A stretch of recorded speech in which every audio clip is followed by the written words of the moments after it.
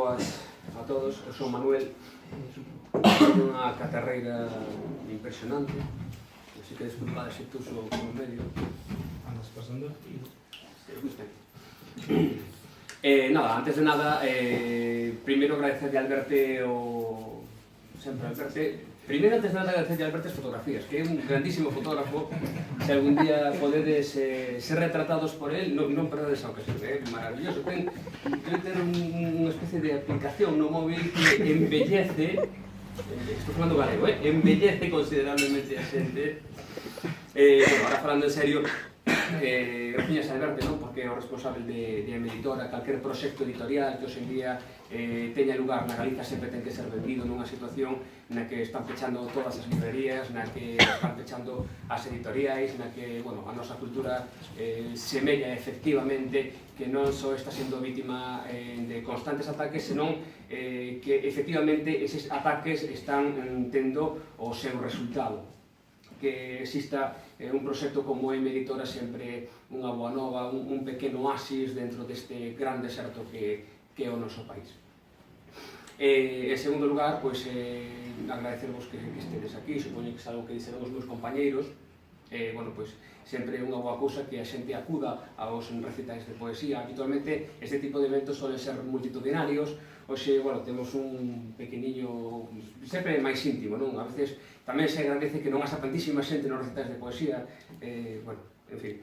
E nada, vou empezar a ler. Teño que dicir tamén unha cousa antes de comezar. Eso sí que está falando en serio, porque antes non era verdade. Que para mí é moi importante estar aquí no Gómez Galloso, agradecer aos responsables do local. Teño de moito cariño este local porque aquí presentei o meu primeiro libro na Coruña, unha Antítese Nativa xa hai moitísimo tempo, e aquí tamén presentamos algún que outro libro da editorial A Chascrava Editora, sempre nos apoyeron, e a verdade que é un local ben fermoso, en canto que non hai máis que ver os autocolantes que están polas paredes, dá a impresión de que estás como nunca entre compañeiros, entre amigos, entre povo. E ben, comezo. O meu poemario dentro deste libro chamase Endeica Canti, que dixe: que o fume, o primeiro poema, que o fume non erga o noso desconsolo, lamento alén da noite, cortina do silencio nos poemas de Tao Qian, enredo nas escaleiras dunha casa que se derruba, mentres memorizamos a repetición das formas en vexetais e o pole lixa as mans de neno. Observo no lusco-fusco musgo medrando nas paredes caleadas, fuxo de toda en revelación, agora é tarde, febre, ordalias de máis. Anos despois subías no intre do medo, unha estrada por onde a nostalgia escasamente vertía o seu significado. Acá só verás a forma, cortina do silencio nos poemas de Tao Qian. O raio de sol atravesando a floresta como, senón, estivesemos ollando todo. O segundo poema moi breve, di así. É case unha declaración de principios. Valeiro de contido as miñas palabras, para que non entendas nada. Houve un tempo no que todo semellaba posible, éramos todos un chisco máis novos, e a verdade é que isto desde unha distancia, nunca me imaginei, estando xa con esta idade que teño, nun país como no que vivo, que ilusos éramos, verdade? Arribaba a ira na xanela da casa, e ti sabías que nacía delimitado. Non era o noso fogar, o intre, lexítimo, amado, buraco nas tabuas podres, perdín todo o arume, escoitando e nada comunicaba estrume que se supoñía na horta das ameixas. Ti sabías que nacía delimitado, non era o noso fogar. Algúnas aldeas no silencio da néboa, o café e o risco no tellado dos lavadoiros apenas, recoñezo os lugares e mesturo a posibilidade do cuarzo de San Fins. Escachear como quen racha osos na procura do metal e deitar o residuo nos xardíns. Nunca houbo.